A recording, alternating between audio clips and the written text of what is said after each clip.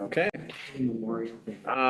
We will begin with any public comments. Is there anybody in the audience with any comments or questions on something that is not on the agenda this morning? Yes. Yes. Come up. You can stand. Can you give us your name?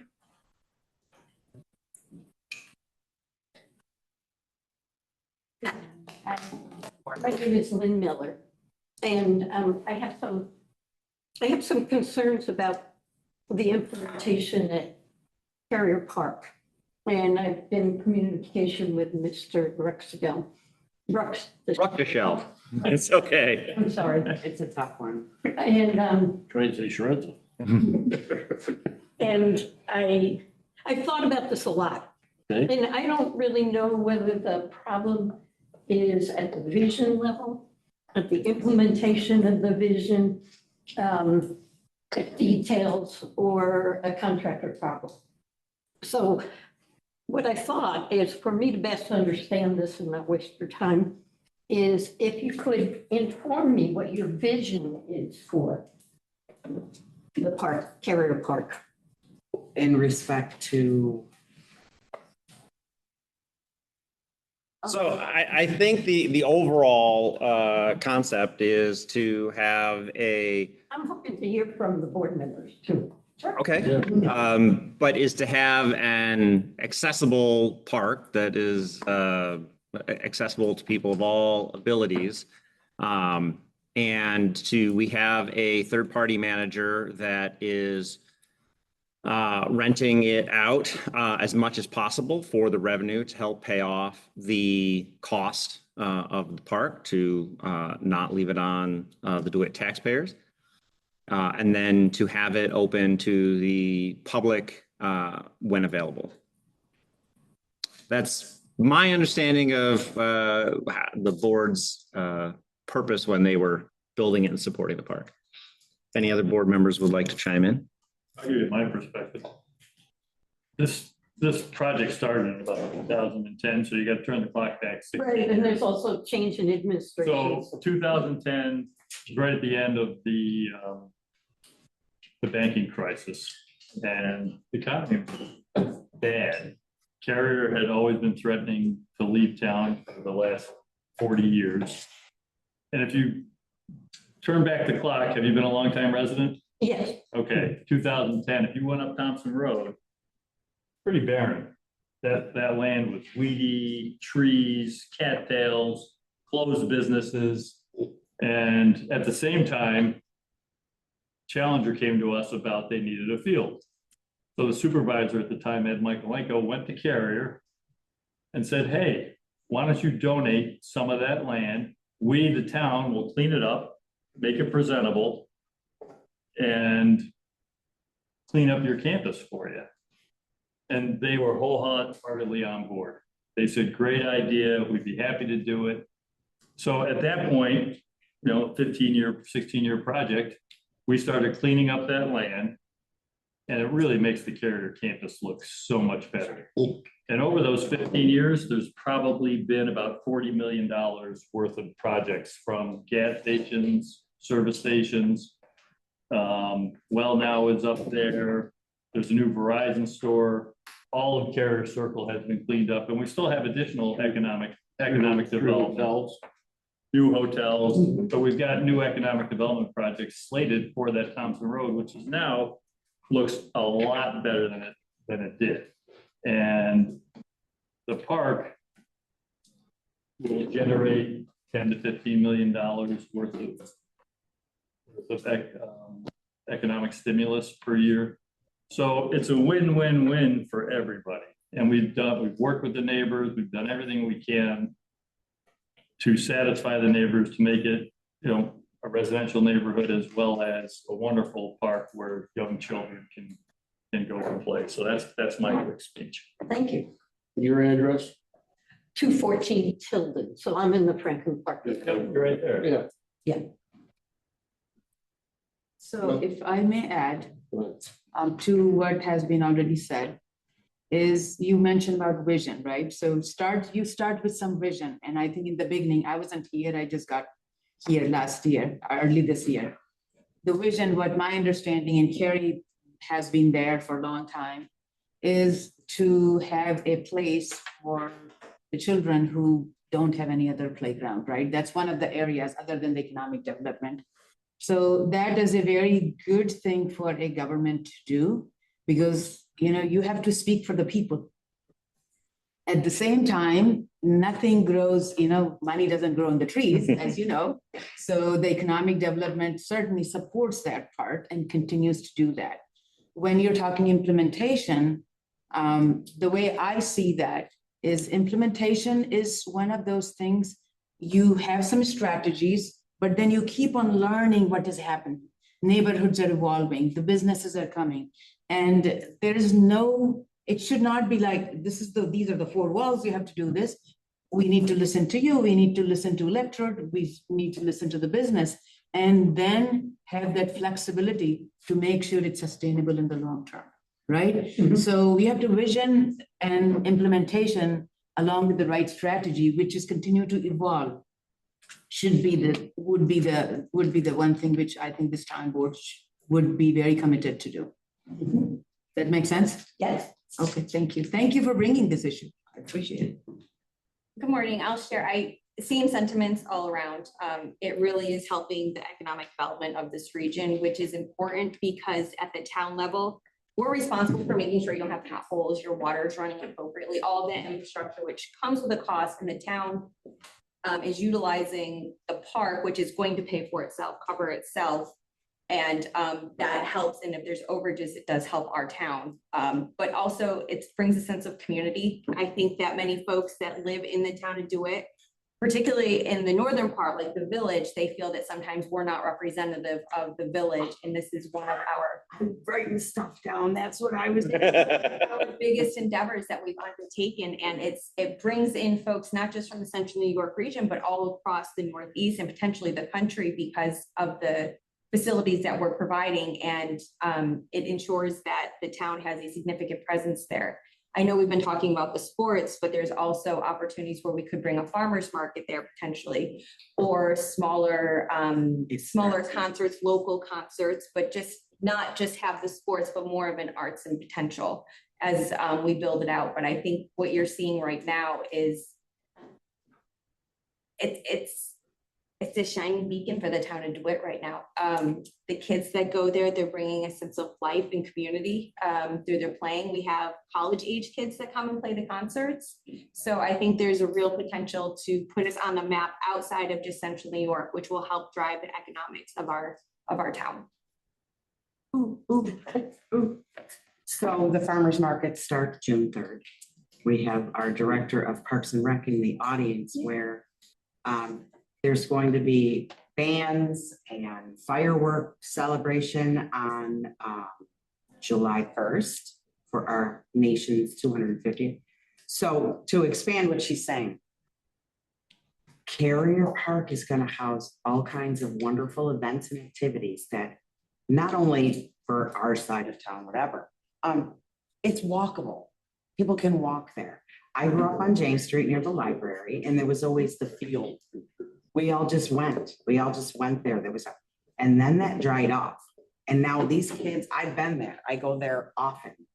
They're riding their bikes. Might need a bike rack. Is there a bike rack there? Because I didn't see. That's a good, Leave the bikes outside because I saw them inside the park with their bikes. The kids have somewhere to go, even if it's just for an hour before the parents get home or something. It's good, clean fun. And we need to bring a place back where these kids can go, like the place we used to be able to just go. So anyways, lots of activities going on. Are you have access to our newsletter, the Yes. town's newsletter? Yeah, I So- knew about the farmer's market. Yeah, so Sandy does a great job, like, here's what's happening. So yeah. I think I live on Stillwater. I'm your neighbor. Mhm. So I've been so excited and it's just wonderful. My nieces are going to the softball clinic with the college kids and coaches. They're so into it. And I was afraid they weren't gonna like play ball, but now all kids are gonna be able to play ball. So, and that was the main that was the step in, I think, clearly what Carrie said in the beginning was that it housed the Challenger Field, which there aren't a lot of in the northeast of our country. So yeah, people are coming here, they're staying in our hotels, they're spending money. It's all around goodness. What are your concerns? What brought My you? concerns are the walkability. I've been so for many years, I've been walking at Carrier Park. Okay, And now there are convenient entrances that are locked off. And the entrance where the dog station is, so I have a little 16-pound dog. And it's very convenient for me to enter. First of all, parking is a big problem. I don't know how much you all realize that. So there isn't a lot of parking by the main entrance to Carrier Park. And so you got to park a distance away. So I'm in the habit of going way down and entering at the dog entrance, which is right near the basketball court. yep, Up against Roby. you're rolling. Yep, Right. yep. So that's being locked off. So one day I came and had to go in the front entrance, which is not an ideal place to enter with a dog. There's little kids with food and distracted parents who are paying for their food or eating themselves. I don't have an aggressive dog at all, but it's much less than ideal. She pulls until she poops, so I don't want to be distracted there if I have to go through that area. I want to have my full attention on the dog. So one day I had to go in that entrance, I parked down the end, found it locked, and I had to go in, and there were a group of men who looked like they worked at the park. So I said, how come that entrance is locked off? And the man who appeared to be the head of this group said, well, people come in, and he glanced his head over to the basketball courts where there was a group of men of color playing. And I said, yeah, it's a public park. People are supposed to come in. And he said, we rent this. And then I said, well, that's where the dog bags are. I try to be responsible 95% of the time. I have a dog bag with me, but occasionally I forget. I said, what am I supposed to do if the dog poops on my way over there? They said, well, we'll have dog bags for you here. Well, there are not dog bags there. I don't think it was sincere. I think it was sarcastic. I was a little upset. I then proceeded to walk toward the dog station, and I was followed by a cart. And I walked the entire perimeter of Carrier Park, right near the fences. Mhm. And I was followed all the way around that park by one of these maintenance people. He was a young guy. What he did was, I walked down to the dog station, he cut the zip tie that was at that entrance by the dog station, and then he followed me the entire way around. I mean, he went right behind me, and when you walk near the fence, there's not a place for a cart to be nearby. And then when we got at the very far end, my story, I think he wanted to look busy. He certainly wasn't trained. He got in one of the dugouts, and he was blowing the debris from the dugout onto the turf. At which point I yelled, I said, don't do that. I'm blowing out the dugout. I said, go to the other side of the fence, which he did do. But I was followed all the way around. I came back to the dog station. That wasn't quite my half hour, so I usually do another little loop. And then when he realized, I think he was going to put the zip tie right back on after I left. When he realized I wasn't leaving yet, he stopped following me. So not only do I have a concern about access, that left a really bad flavor. I'm so sorry that happened. Thank you. Sorry about that. That's not our intent at Yeah. all. Every portion of what you described is not the intent of the park. Thank you. So I made a call to the recreation department, and I didn't bring my notes of who I spoke to, but the person who answered the phone was communicating back and forth to somebody else in the department. And so I was told that they weren't aware that that was being blocked off, and they would talk to, I think, the fellow who's on these contracts, and get back to me. Well, nobody got back to me. So then I made a call and I had asked, who were you talking to? It was a man's name. Was there a man who was head of Department of Recreation? I think it was Ryan that you were talking It was to. Ryan, our park leader. Okay, so then I made a call to him, and since I hadn't heard back after like 2 weeks, and I left a message and I never got a call back. So then I made a call to the supervisor's office, which was the day before this agreement was signed. And I did get a call back saying we were working on it. We're working on your problem. I said, who's working on the problem? And I wasn't told. So the problem still continued. I was still being locked out of that entrance. So I wrote an email, and I had, when I talked to the supervisor office, I had talked about, I said, can I send you some pictures? Because more than 2 years ago, I identified 3 hazards at Carrier Park. One was a metal tower that was falling over and there was an exposed wire.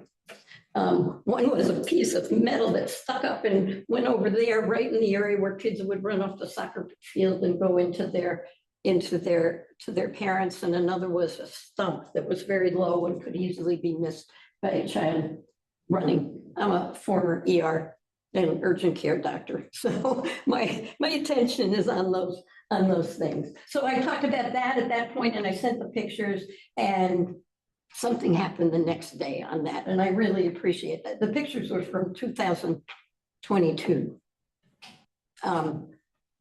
Or 2024. They were at least 2 years ago.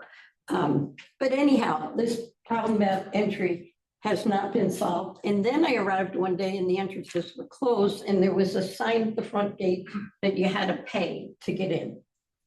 There were 2 teams, two fields being used, the 2 right near the front entrance, very few spectators, parents only, maybe a grandparent. It did not look like any kind of tournament or anything like that.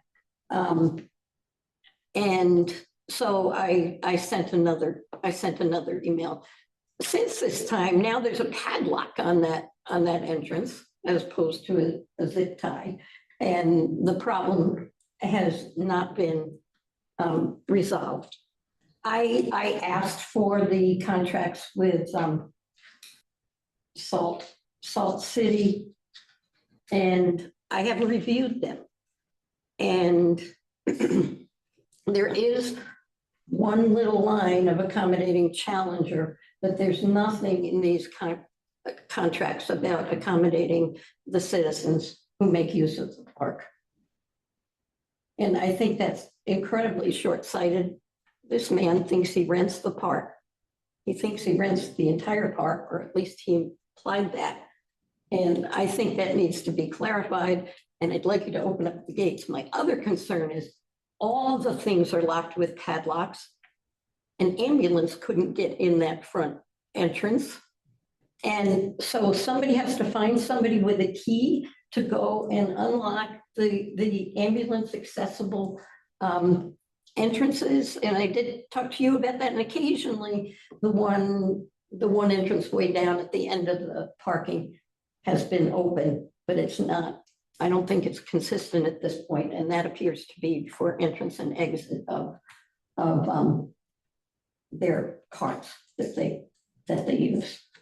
So, I'm hoping that the vision can be expanded in your mind to include people like me, people of all ages who might want to recreate at the park and be accommodated, make it easy. I have asked to know how would I know if I'm going when the park is closed off? I mean, I don't think there was any good reason for the park to be closed off that day and for entrance fees to be charged. It did not appear at all like a tournament to me. I understand that there might be some occasions when that could happen. Park residents should know it should be on the calendar. It should be, it should be acceptable and it should be minimal. So I applaud the town for doing something that brings this kind of economic development, and I love watching the kids play. It's one of the few places I can go. It used to be the only place that I could go and walk through the woods with my dog and not have to worry about ticks. I have never seen a tick in Franklin Park or that. And I've spent 21 days on antibiotics. We're both tick magnets. So I really miss the walk through the woods, but I love watching the kids play soccer. But my enjoyment of the park is being interfered with, not by the children playing, by the way it's being managed. No, we'll get in there for you. Yeah, What's that? I'll take care of it. yeah, you brought such a great What is point. our, Yes, you did. what is our, Max, what is our, we open it, what time? It's from dawn to dusk, basically, or 9 to 9. And the one gate, not the main gate, but one of the, I think it's the B gate. The B gate is supposed to always be open unless they have a tournament. Every time I've been over there, the B gate has been open. Do you go on the weekends? I It's the have, weekends that's the biggest. so it's the problem. weekends, that's the problem. Well, Saturdays are going to be the days mostly when they have tournaments. What's the definition of a tournament? It's defined by them. We, Well, I think that needs to be clarified because I think that privilege was abused that day I was there with, you weren't charged a fee, were you, to enter? I didn't You did not- address it at that time. I addressed it. Can I say something? Yes, sir. So if that gate is locked and you go to the front gate, all you have to do is tell them you're there to walk your dog. They're not gonna charge you. The fees are for the tournaments, whether it be a big tournament or not, they are renting those fields, so they do have to make money back from the entrance fee to the tournament. So that is why they do charge a tournament fee on the weekends. But during the week, that gate should be open, and on the weekends, they do lock it. But you can still walk in the front gate and just tell them you're here to walk your dog, and they should let you right in. Well, I know that. I think they need to figure out another way. People have to, they're gonna sit and watch. They have to buy a little tag or something like that, rather than the access for the public being closed off, locked off. And I also think a gate should always be, if they want to put a zip tie on it, an ambulance crew could cut a zip tie, but they're locked with padlocks now. To be locking the emergency gates for an ambulance to entrance is unsafe, in my opinion. There is a lockbox on there with a key in it to the park, so that if the ambulance or the fire department has to come, they will be able to get in. And they're gonna cut a padlock too if they have to. Why should they have to? Well, they wouldn't have to, of what she just said. Yeah, It's a Well, lot. lockbox where? The lockbox is on the front entrance. Right, but you can't Well, how enter would they there, know so it? they have to stop. The fire department knows that. They have access to it. So they have to stop and get that, if somebody goes down. Also, if there is, Stop and get a key. if there is an emergency, whoever is calling 911 can let them know that this gate, they can open the gate before the fire department gets there. I assume that somebody on the field would call 911. There- It's not necessary. It's all, the Person who knows- park is always staffed. If there's an emergency that requires 911, then the staff should be a part of that process. They happen to be on the far field. There's protocol for emergency Yes. responses. to Well, I'm carry not out. sure I'm not sure it's adequate if, We will evaluate. Well, I have had conversations with the fire department and with our insurance carrier for what is appropriate for the fields, and they have indicated that plans that we have in place are sufficient. Well, we can reevaluate. So, Dr. Miller, you brought great points, and that's in the beginning when we talked about the vision, it's kind of expanding. And also the implementation will continue to evolve. Bunch of issues you brought, like accessibility, walkability, and scheduling thing, that to know, your neighbors right there and you have no idea which day. So I think a lot of those things which we can do, probably putting some schedule, so you will have you seem like you're very tech savvy, so you can see all these things and there are ways to improve that, you know, when the tournament is there, there's no fee, and some of those things is what you said, that staff, if they are not, if they, especially the new people who are hired by the company, I would presume it happens everywhere. They don't know all the do's and don't, and that can be given the feedback. I think Sandra is here, so it just might be, it's a continuous learning from their part. But this feedback is very important. So don't get deterred. And I think we can always do better. That's for sure.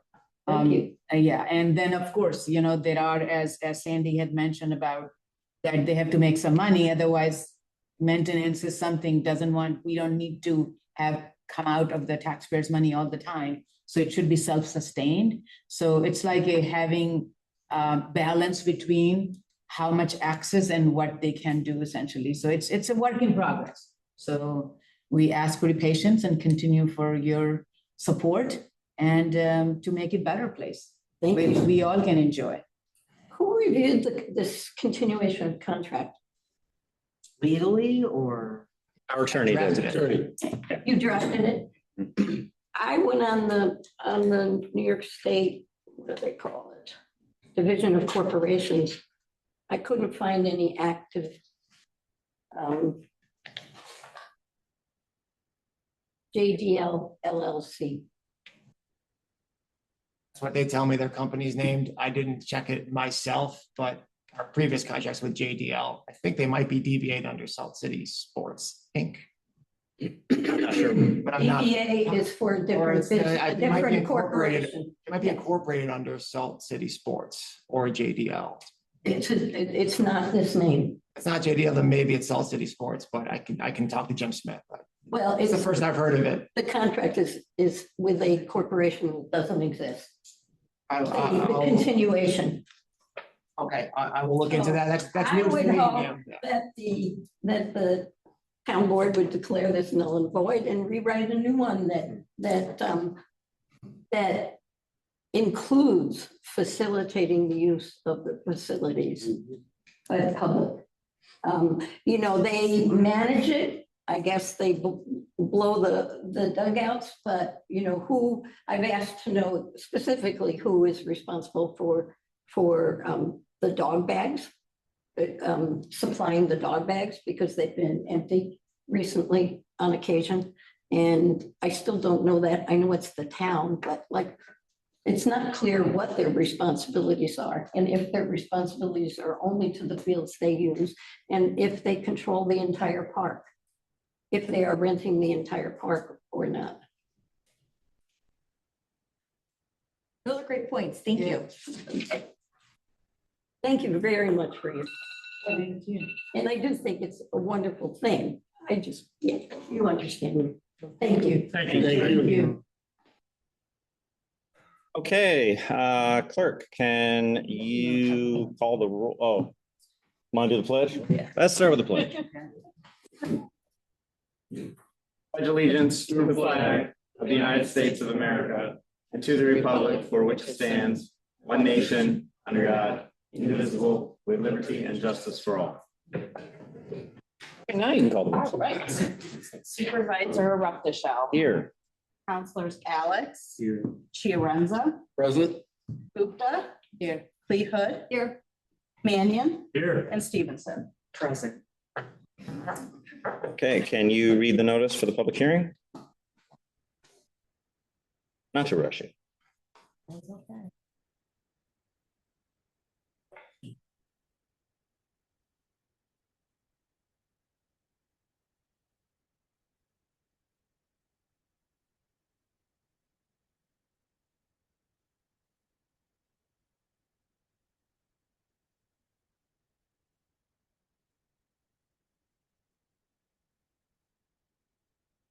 Notice is hereby given pursuant to the provisions of chapter 20 subdivision 5 of the municipal home rule law of the state of New York. A public hearing will be held by the town board in the town of DeWitt on Tuesday, May 26th at 8:35 a.m. in the town offices, 5400 Butternut Drive, DeWitt, New York, and via Zoom on the questions of adopting a local law to amend the DeWitt Town Zoning Code, Chapter 192, as has previously been amended to include the existing restaurant land use as defined in section 192-14 of the DeWitt Town Code as a permitted structure and use in multi-tenant shopping centers and the business transitional zoning district, and to set forth additional rules and regulations for applications of the restaurant land use in the business transitional zoning district.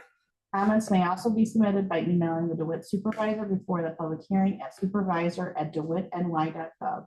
A copy of said proposed local law is on file at the office of the town clerk and on the town website, and may be examined by any interested persons during regular business hours prior to the date of the hearing. And this was published in the Postal. Okay. Is there anyone in the audience or online that would like to comment on the proposed local law?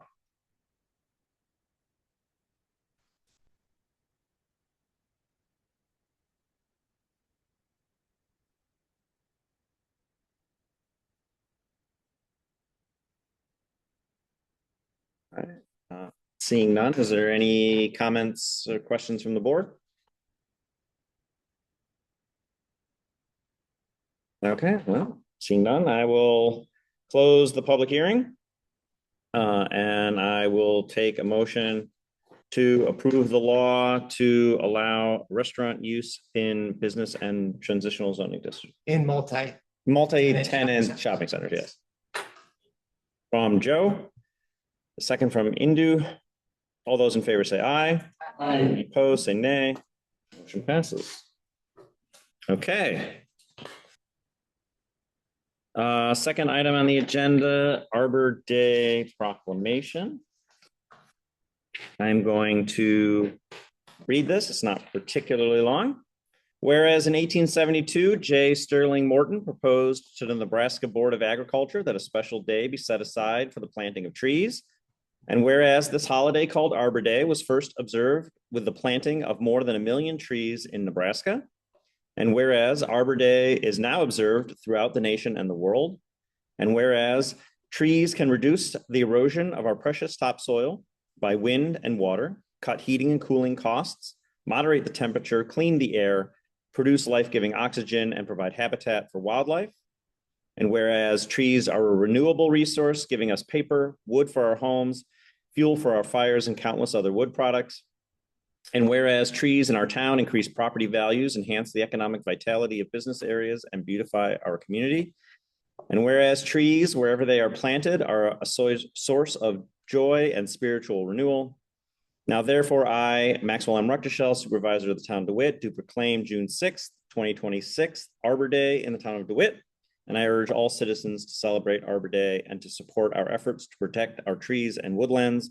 Resolved that the town board of DeWitt hereby approves this proclamation in support of Arbor Day. There is an Arbor Day little celebration going on June 6th. There will be. What are the details for that? The details are largely that we have expanded plantings in the medians in the one area of DeWitt that has extensive medians, which is the Old Lime Road and Bradford Parkway. We've essentially filled the empty places in those medians. And we've now created hang tags for all the trees that are small enough to actually put a hang tag on that list specific descriptions of what's the tree is like, what the interactions with other parts of the biota are for those trees. And on the back side of the tag, it lists many of these examples of the benefits of having trees and has a QR code that links to our tree program here at the town of DeWitt. So it's an educational outreach to that community. There will be flyers distributed to all the 50 or 60 houses in that community this weekend. As hang tags will be on the tree. We will hand out small Arbor Day information booklets, that sort of thing, and hopefully get the people of that community to help us maintain those trees by watering in the summer. taking care of them, so. So is it gonna be along Old Lyme or Standish or? We will have a table and a canopy if we need it, and a short ceremony at 10 o'clock on Old Lyme near the intersection with Bradford Parkway. Near Bradford Park. Okay. That's. I'll do it. Yep. If you go to the end of Bradford Parkway, it dead ends and it's immediately the city's area.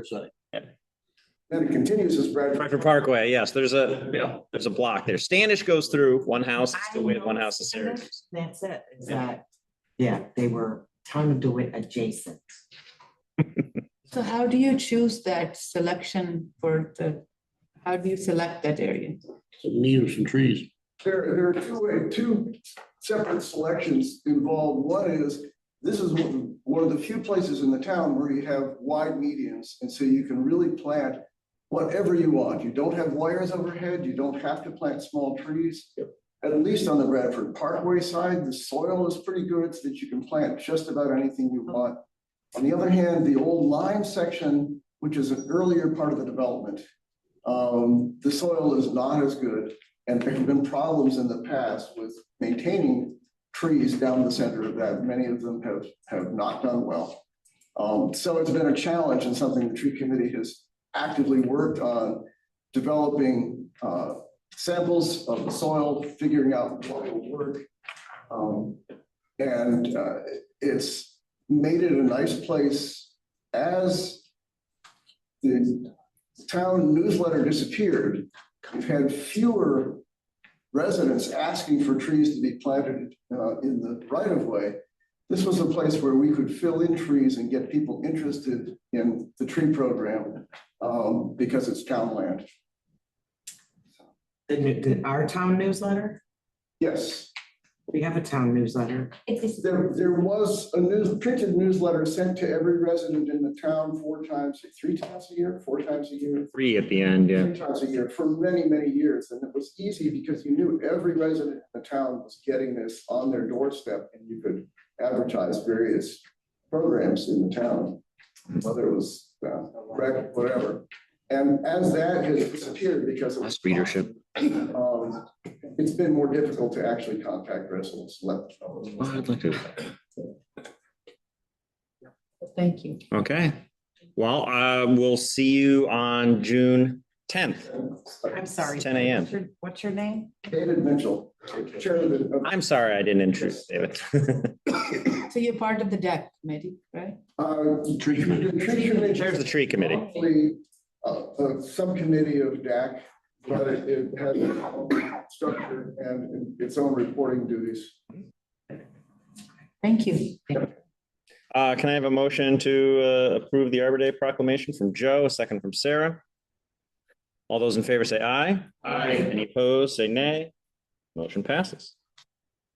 Okay, next on our agenda is the fireworks display contract for the 250th Independence Day celebration. Sure, come on up. Thank you. Thank you, Dave. Thank you. So, good morning. Morning. So we're going to be doing the 250th celebration fireworks at Carrier Park. So I would like to get permission to pay for those fireworks and get the permit going so we can have a display June 1st or July 1st. What company are we using? Same one that. Yeah, they're going to be, Is it the same one? Yes. That, there's only like one that. there's does it. only one in New York. Yes, The other one is was in New York, but moved to Pennsylvania. okay. So it would cost more What? to have them come because they would have to come from farther. There wasn't a place in East Syracuse and they've gone out of business as well. So there's only one. So there's nobody else, so there's no competition. No. Is that the cost is the same or it has changed? The cost has been the same for the 3 years that I've been here. And now it's going up. Nope, it's $6,000. So do you know, the other, because fireplaces have fireworks happen throughout the, different towns. Yes. Do they have the same person who is getting? So they do, so Young Explosives It's Young Explosives. They do most of them throughout. I talked to the gentleman when he came to look at the location. Yeah. They do most of the area. Okay. He does a lot at Met Stadium. He does, different municipalities in around us. There are some that use the one in Pennsylvania. America is supposed to run it. Yes. Yeah. Yeah. But they Is that are, who the village of East Syracuse uses? That's I it, do yeah. not, East Syracuse is American. American. Yeah. Yeah. So What's the difference? We don't know that. I think the price, Yeah. I know that they pay, I think a lot more than They do. they pay for ours. So theirs is probably more, an extensive Yes, display. yeah, ours is Those gonna be go on 16 to 18 minutes. Oh, well, that's what I was that's just gonna good enough, say, East yeah. Syracuse is about 20, we time it. Yeah. every year. But, yeah, comparable. So, yeah, we're gonna do it at Carrier Park this year, and It's a Wednesday. it's a Wednesday. Farmers Market will be going. Gates will be open. Ambulances will be there. Yes, they will, and so will the fire department will be there as well. We've already talked with them. Our protocol, not to interrupt you, but our protocol will vacate. If somebody's there, why isn't it unlocked? The B gate.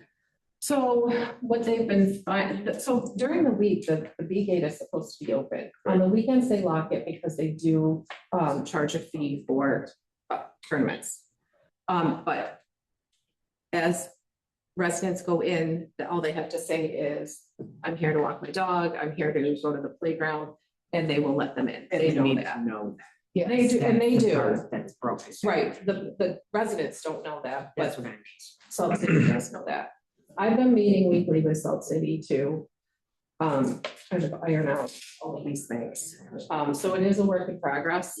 There's, you know, as they're running the park, things come up that they see and that we don't see. So we're going back and forth, trying to figure it out. As we say, it's a work in progress, is, right? So yes. you can give them the feedback. She Right. brought very good points. Yes, I yes, think she we need did. to make sure that her concerns are, because a lot of times if somebody is just, manning the gate or Right. woman, whatever you call it. If they are not given that training particularly, Correct. they won't be able to say, hey, this is tournament, you can come. Right. And people get intimidated Yes. because they just feel like, oh, well, I'm not sure, And the other thing is they have, high school kids running the game. Right, and right. They dress, Yeah, that's they it. So it's a protocol training to issue. try to We should teach have- this. So Talk to her. we are working on Yeah, it. We're working on I think we need to carry this into executive sessions, the contract in and of itself, Yeah. because there is murky water between what they can control and don't control, but Yeah. also the attitudes of their staff it. Yeah. and accessibility to the park. I We have already had that's conversations gross. about Yeah. that. And And yeah, If I may. Yeah. I did. And I was gonna wait till we got into executive session. yeah, yeah. We Sure. should- under the contract. No, on the Basketball thing. basketball Yeah. and how Yes. young people who are home from college saw my social media and they're like, oh, like court, and they go to that court because they don't have to deal with a whole lot of other stuff. Mhm. But are being not welcome. So I just had the conversation with them, do what I do, say what I say, because it is not my responsibility to educate people. Yeah, no, if It's not that, my job. yeah, I'm not that's something we do gonna- need to address with them just to make sure that everyone is welcome. Going Yeah. to- Yeah. I agree. Protocol with what employees Staff there, they can and usually. should say. Yes. Well, yeah, when they leave the park, when their staff leaves the park, which is usually 9 or 10 o'clock, then they lock everything down. Everything's locked out in. I understand why they At can't dusk. open that gate, we were open. Yeah. And we did. Yeah. When they leave lock it. And what Dr. Miller actually brought very good point. What is parks, what is town's responsibility, what is there? Right. Because we didn't give them the whole thing kind of thing, or versus what, Mhm. right? So that is a good conversation, and some of those things, which is the corporation. That is something. I'm not gonna comment on that right now. Yeah, yeah. Okay, are there any other questions on the fireworks contract? Okay, do I have a motion to approve the fireworks contract from Patricia, a second from Carrie? All those in favor say aye. Aye. Any opposed, say nay. Motion passes. Thank you. Okay, next on the agenda, Doug, waste hauler contract. Morning, Doug. Hey, how are you guys? Looking snazzy. I thought that Doug disappeared because he's going to say, whoa. I am gonna say that. So we bid the trash contract. The attachment I had in your packet, into when I had met, it was a little confusing, and I was supposed to make some clarifications. But I didn't get around to it. It's okay, I can explain that. Yeah, so, and then I think in the final thing, so you can explain the two as a part of the procurement, so I'm part of the procurement committee now, so I'm kind of learning with Doug how that goes, and so go ahead and then I'll add to that. Okay, Yeah. so we received two bids, one from Butler, one from Syracuse Haulers. There was a third company that took the book out but did not bid. It was Chuckett Haulers. And it looks like it's an offshoot of Fair Disposal, Very Fair, right? But we have two bids. And this year we bid a 2-year base contract with 3 1-year options. Just to keep our options open and, see how this is working out as we move forward. Butler Disposal was the low for 2 years at $2,721,216. Syracuse Haulers was at $5,604,990. Syracuse Haulers also looked at using the arms, the automated arms. I did check with Manlius and used Syracuse Haulers, and their cost over there was about half of what Syracuse Haulers bid here. Whatever reason, I don't know. But when you get down to the bottom line, Harry and I looked at what we're paying on a monthly basis for waste collection, and right now it's $109,312 per month. With the new bid, it's $113,384. So it's an increase of 4.2% from what we're paying now. So our recommendation is to stick with Butler. And he's been pretty good to work with over the years, so we have a pretty good relationship. He does live in the town here. Of Maple Drive, so. Yeah, so I think when we look at that, they're in the contract, the first 2 pages are the Butler. Yes. And what I had asked the Doug to just put the cover page up there, which says that's Butler, because the name isn't kind of obvious. Because Syracuse Hauler has been like very detailed, and the Syracuse Hauler had like, composting and everything, but they're so expensive at this point that that's not doable for us. So, and Butler has done great work. They also, I think, supportive. At least I have seen in my neighborhood, they come and then I have had no problem personally with them. So it makes sense at this point. However, in the future, that would be interesting to see. I mean, I'm not sure why they give half the bid to the Manlius and to us, kind of that. We're gonna cover the costs they lost. Yeah. And the other thing I offered too, and Max and I just went over the same thing. Into and I met, we went through the contract documents. Yeah. So, if anybody wants to sit and go through any of these contract books, Right. I'd be happy to do that. 'Cause I think Right. we had a good meeting. Yeah, we had a great meeting there. So one thing which we talked about in the future, we should ask them not only to give the hard copy, but electronic version also. So that can be put in a cloud and can be stored, so you don't have to keep on those binders. I mean, binders are great. And then make sure they have a cover page and make sure they're explaining things, even though they have been a regular contractor for us forever. Or they are still bidding better than anybody else for their services. So there are a few things which we can improve as we go into the next procurements. So, yeah. Thank you, Doug, for working with me and answering all the questions and digging through those. That's good. Yeah, so the next time when we get any bid, then we'll start from the get-go as we talked about, so that I can see how the process works. Are there any other questions on the waste hauler contract? Okay, I'll take a motion to award the contract to Butler Disposal. from Patricia, a second from Bernard. All those in favor say aye. Aye. Any opposed, say nay. Motion passes. Thank you very much. Can you just add that page is the final thing for her, so that it's before the record. Okay.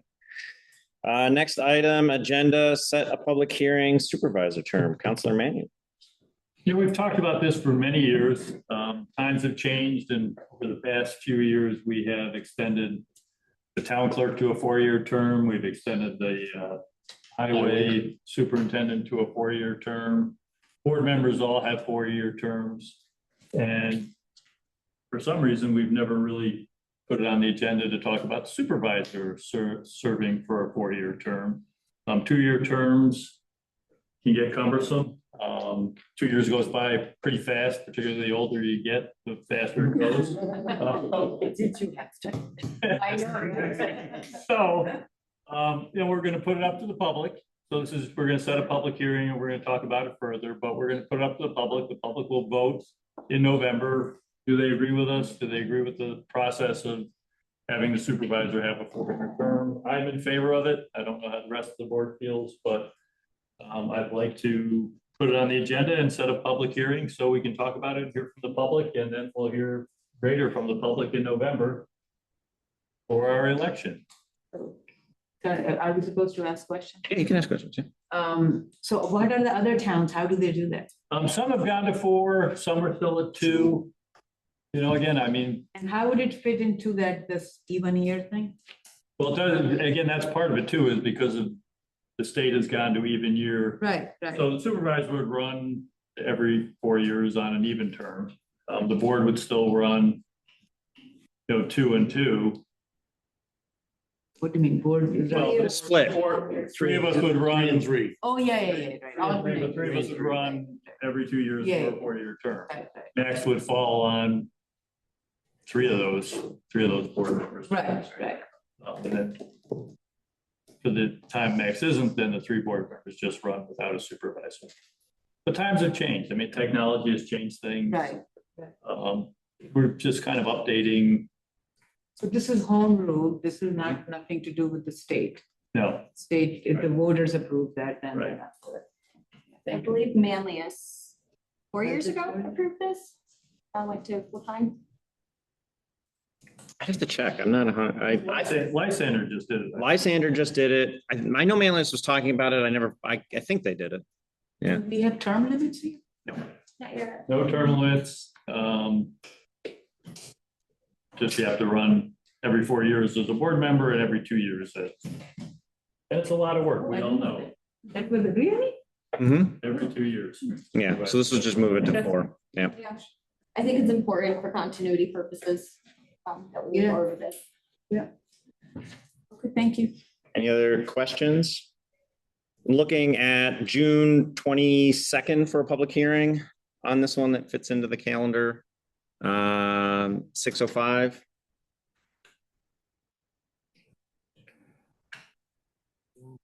June 22nd, 6:05. A motion from Carrie. I have a second from Joe. All those in favor say aye. Aye. Any opposed, say nay. Motion passes. Okay, setting a public hearing for battery energy storage systems.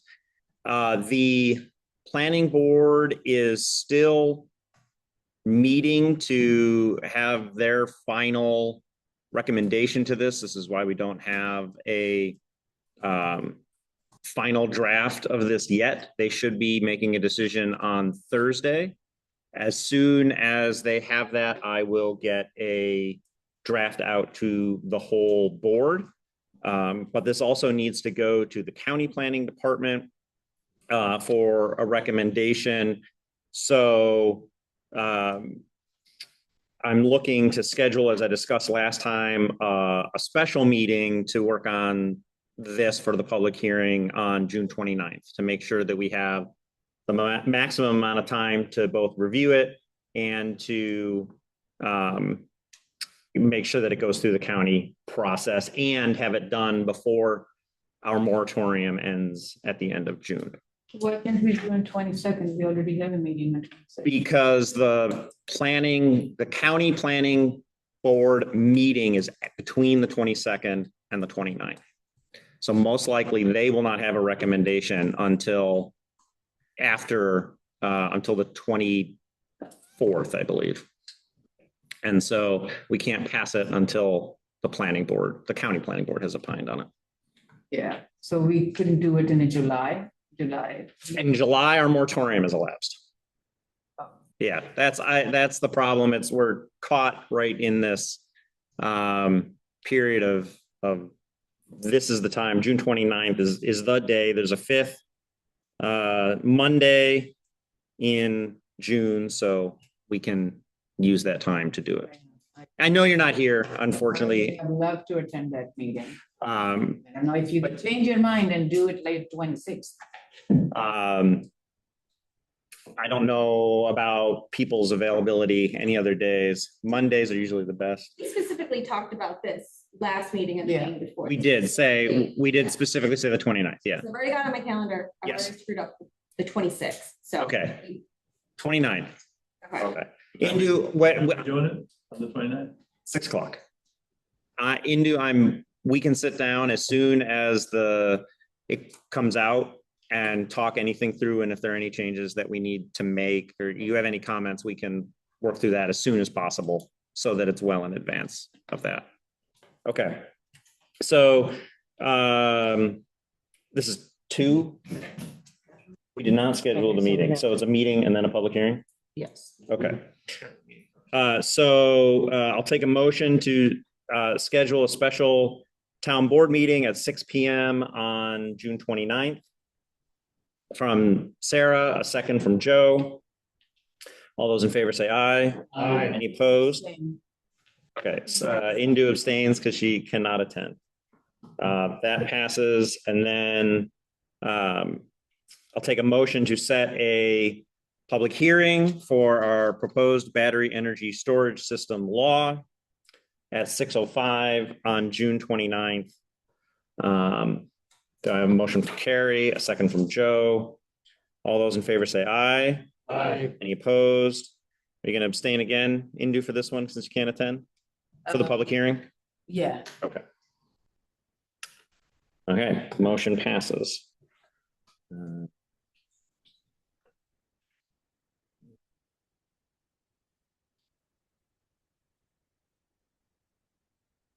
Okay, while we're talking meetings and calendars, setting our summer meeting schedule. In the past, we have moved our summer meetings to the morning in recent history. Once upon a time, before my time on the board, I know we canceled some meetings in the summer. I think we have more than enough business to take care of this summer to require the 2 meetings a month. So the suggestion would be that we move our meetings to the morning for July and August. And if 8:30 is a time that works for everyone, we can do 8:30 in the morning. As I've said in previous years, I would commit to any significant public hearings being done in the evening to maximize public attention. So, yeah, so it would either we would move our meeting to an evening if we had to, or we can have just a public hearing in the evening if necessary. And these are recorded so that the residents that can't They can watch live on Zoom later, or they can come up on YouTube usually within a day or 2, right? okay, as long as they have access. Unfortunately, if they can't do it live at 8:30, because there have been complaints that people can't watch live at 8:30 on a week. Yeah, it worked. Yeah, understandable. Yeah. And so as long as they have access to it, All the videos are up, they can Yeah. give comments They on the can go to videos. YouTube. I will make sure that if we have a morning meeting, that I'll post it immediately when I return to the office. on YouTube, that's, Yep. then we cover. Did you have a question? Indu? So, how long, because we have to block the schedule in the evening, sometimes on long meetings. Just trying to see that how much you block, because at the end of the day, it's very different. So when I have blocked this in the past, I have usually just given myself the morning. I don't think we've had one that has taken past 11 a.m. in a couple of years. So it's usually we're done by 11. Same second and fourth, right? Yeah. So same days, just moving the 6 p.m. to 8:30 in the morning For July and August. for July and August. Yeah. The 4 meetings that there are in July and August. Do I have a motion to change calendar from Sarah, a second from Bernard? All those in favor say aye. Aye. Any opposed? Motion passes. We'll have July and August, 8:30 a.m. Okay, Cedar Bay Park Agreement. This is in your packets. The town board has approved this, I think it was 15 years ago, was this one? Cedar Bed. Yeah. So Cedar Bay Park, on the other side of the canal, from Ryder Park over here, is owned by the state. And we actually lease it from them for free. And we maintain and operate the park. Yeah, I didn't know that either. But the lease is up. I believe it was a 15-year lease, and it was up, and they brought it to our attention. Hey, did you want to keep doing this? We spoke to the recreation director and Rocco, who's park staff, mow and maintain. It seems like it's working out very well. It is used pretty frequently, correct, Sandy? Yeah. And so this is basically just a straight up 15-year extension of the previous agreement. So I think it's mutually beneficial for us and our residents and the state. Yeah. Yes, Indu. So how much staff we need? So I don't know how big is the operation? Breakout in the. There was a breakout. I don't know. Did that get included in the?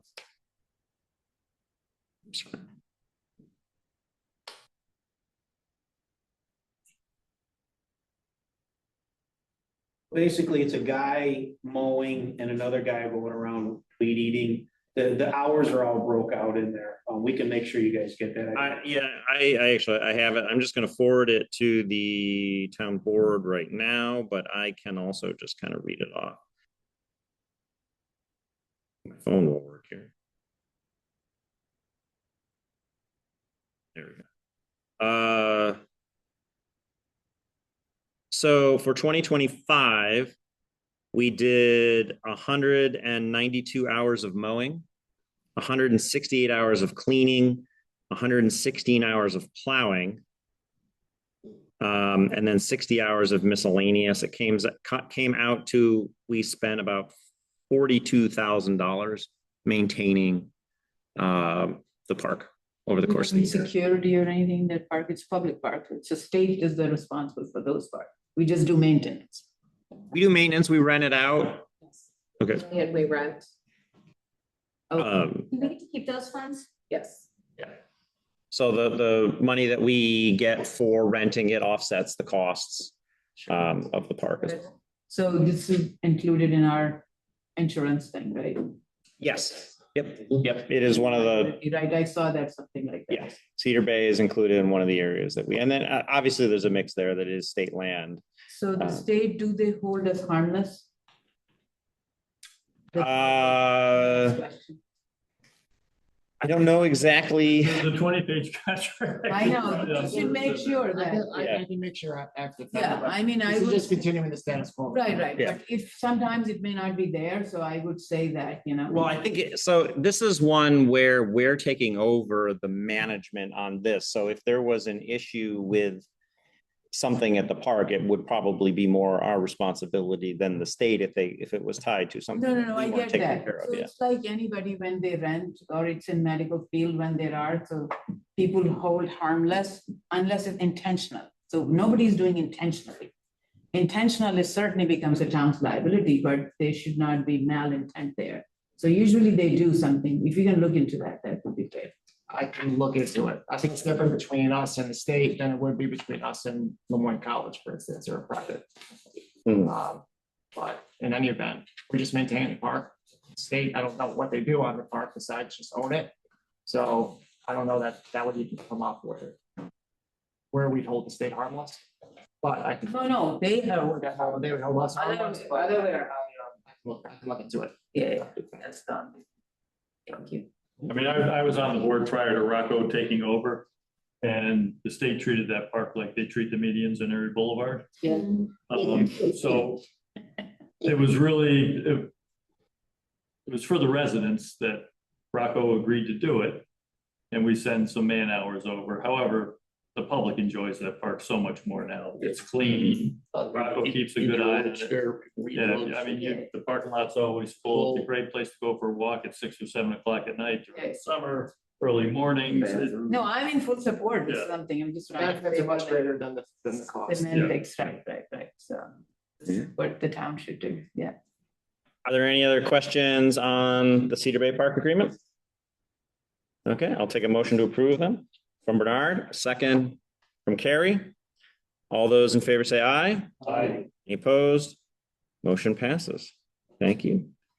Thank you, Rocco and your guys for taking such good care of it. That's a added asset to the community, definitely. People really enjoy that park. Mhm. All right. I have the town board minutes from May 11th meeting. Are there any comments, changes? Okay, seeing none, I'll take a motion to approve the minutes. From Carrie, a second from Joe. All those in favor say aye. Aye. Any opposed? Motion passes. Okay, we have the check register from May 11th. Are there any questions for Controller Fusco?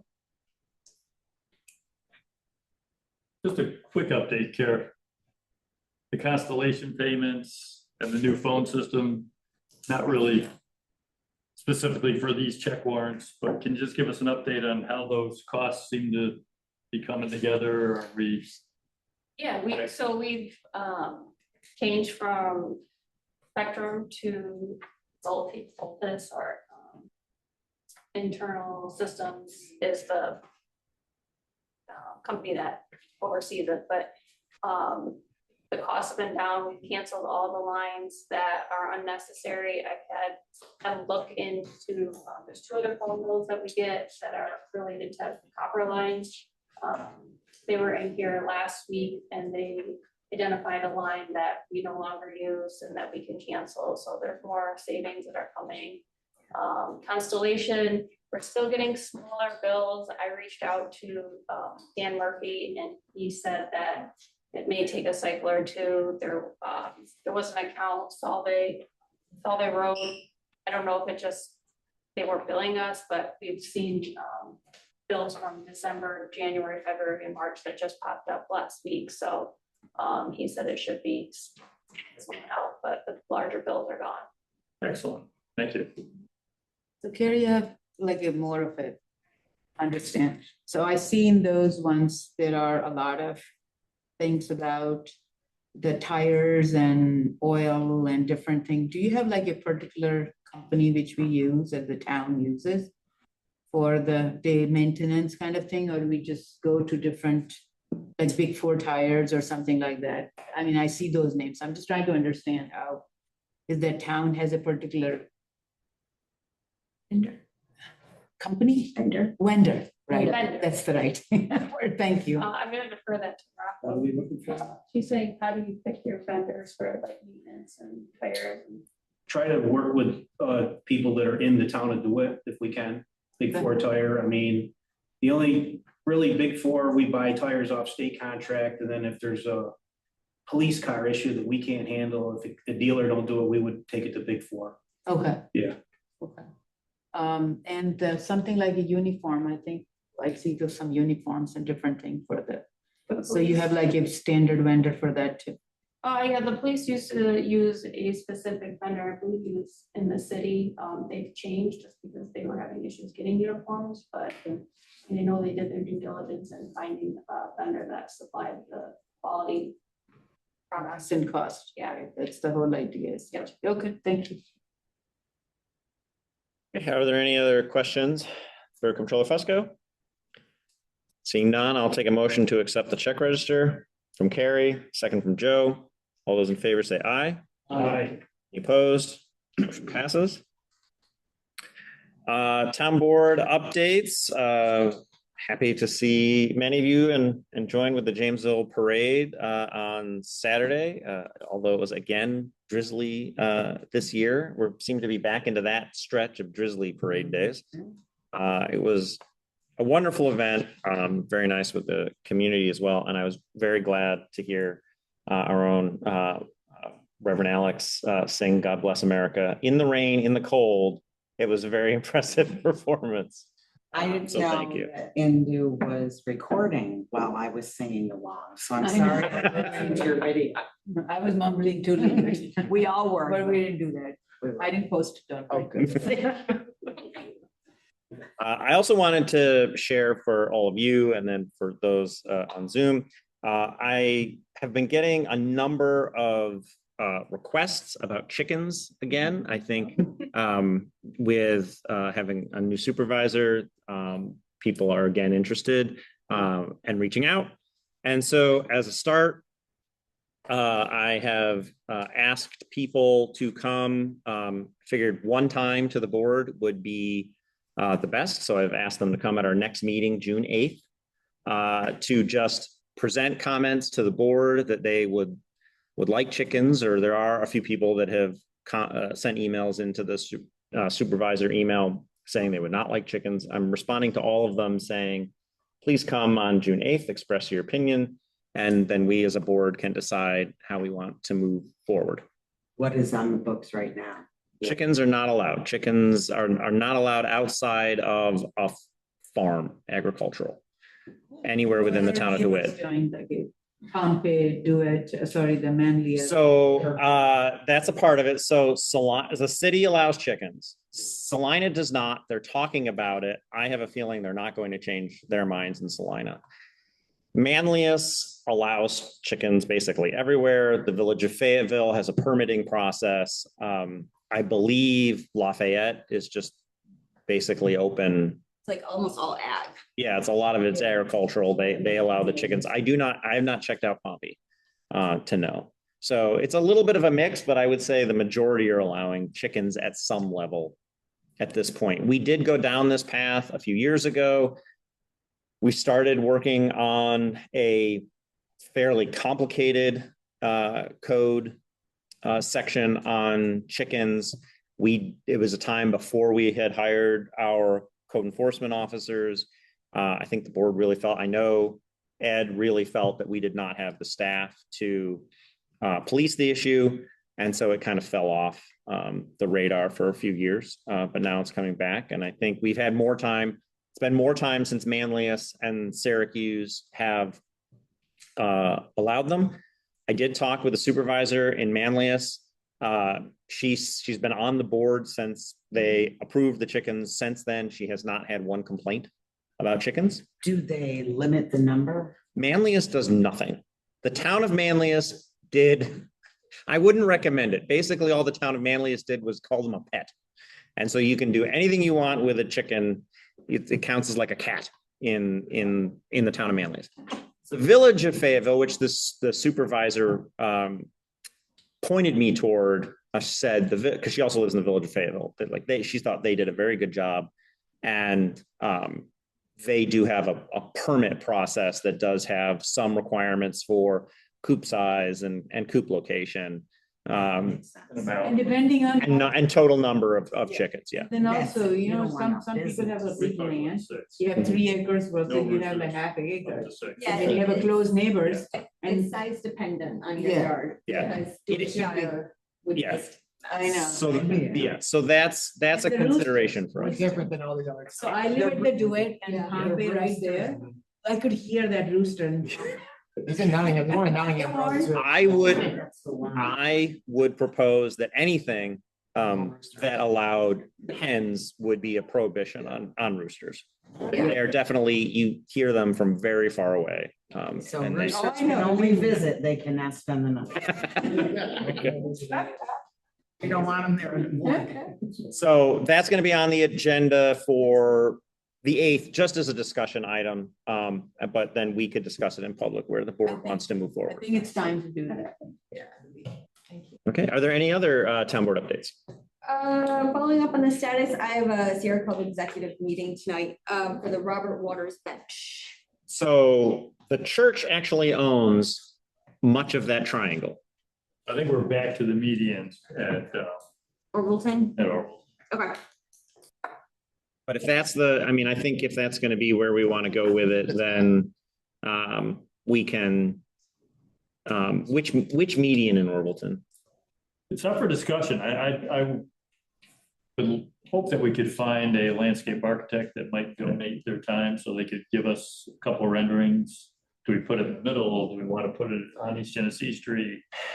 I feel like near either a crosswalk or one of the stop sign, the intersections with a stop sign there would be the safest if we're putting it in the median. Yeah. Okay. I just don't want any unintended consequences because would be the first park bench in the medians ever, so. Right. Okay. Or I think if we do it right, plant some nice trees and maybe put some pavers in or something. Make it easy for you guys to cut around it. So let's look into a landscape architect. Maybe we have a friend that can help us out. But we'll work with Dave Mitchell and Rocco to make sure that we're planting the right trees and not creating something that's going to cause a lot of extra headache to maintain. I can't remember if we gave an update, Rocco. Did we give an update last meeting where we had met with a few neighbors over in Dwitshire about the pillars at the end of the? Yes. Okay. I saw Mary Ellen out there. It looked like she was doing some weeding the other day. Yeah, she's always out there.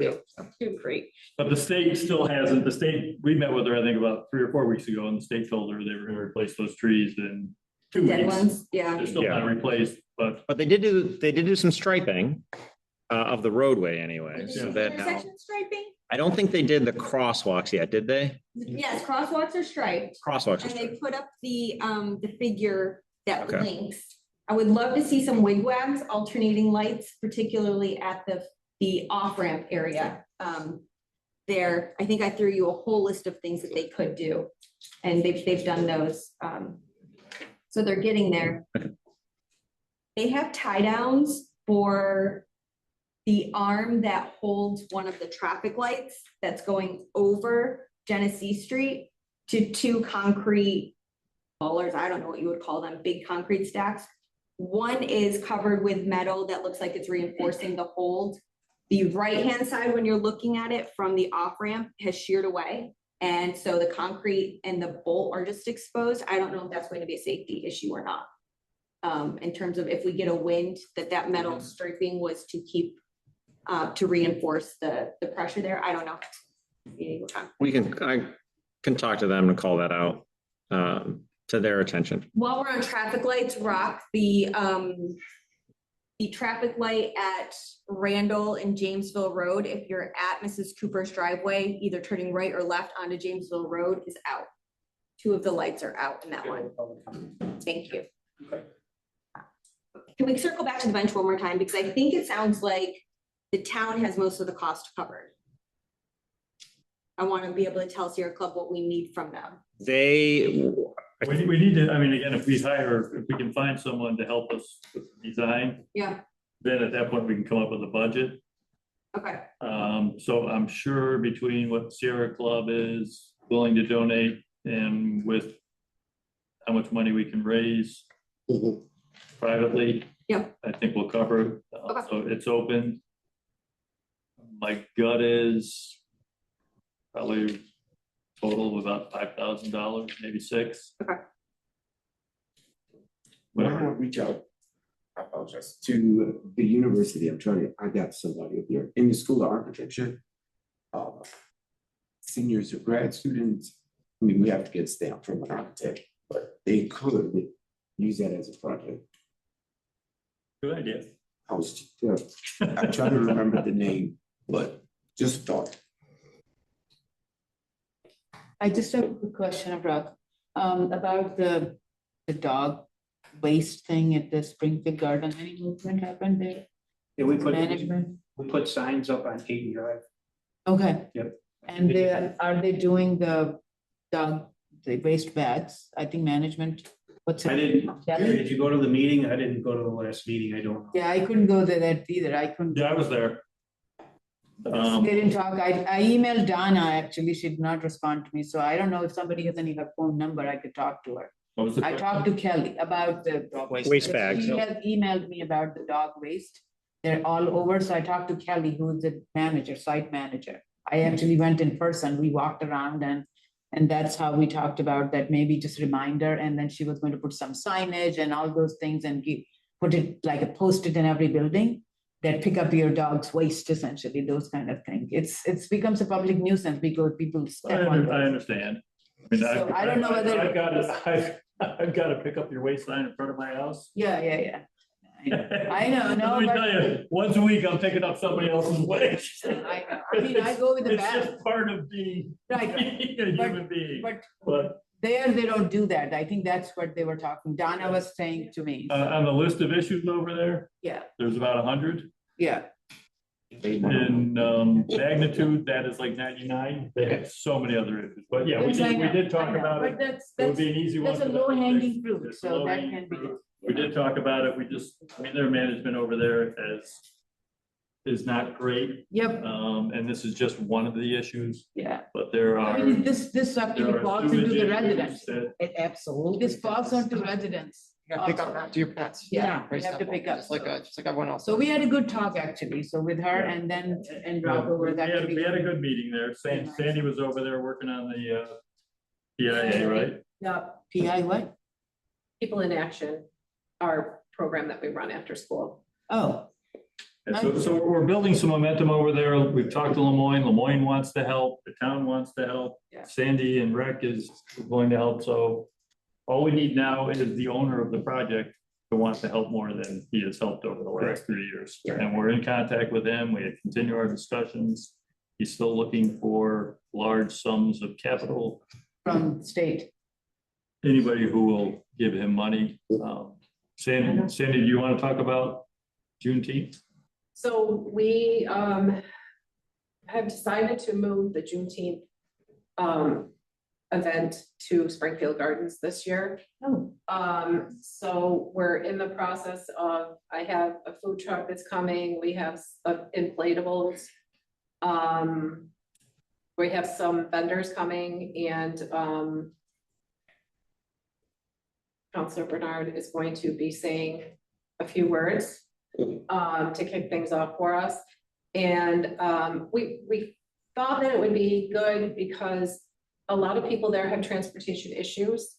So in order to come to town hall, we could keep it right there and they would be able to come.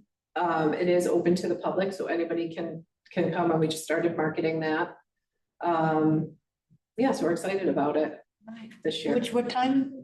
It's gonna be 12 to 3. On 19, June on the day of Yeah. the night. Oh, nice. Every year, it's a great celebration. Yeah. Kind of nice to change it up a little bit, to have it at a different venue. So Yeah. I appreciate Sandy taking the initiative to move it around a little bit. Thank you.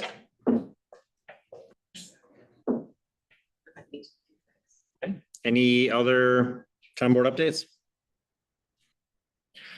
Okay, if there are none, I will take a motion to enter executive session. From Carrie, second from Joe. All those in favor say aye. Aye. Any opposed? Motion passes. Thank you, Peter.